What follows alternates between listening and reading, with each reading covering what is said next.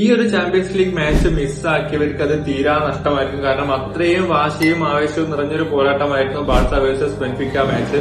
So ആദ്യത്തെ goal Benfica നേടി, പിന്നീട് സ്കോർ അവർ 3-1 ആക്കി. അതിനുശേഷം 4-2 നിന്ന മാച്ചാണ് ബാഴ്സ ടൈം അവസാനിക്കുമ്പോൾ 5-4 എന്നൊരു സ്കോറിൽ വിജയം നേടിയെടുത്തത്.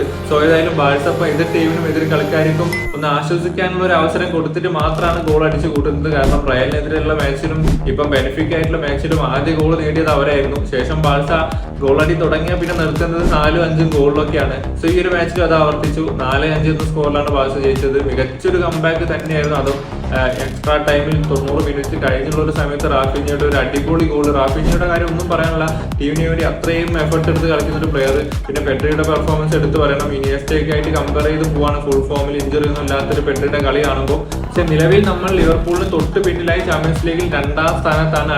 അടുത്തൊരു റൗണ്ടിലേക്ക് നമ്മൾ ക്വാളിഫൈ ആയിട്ടുണ്ട്.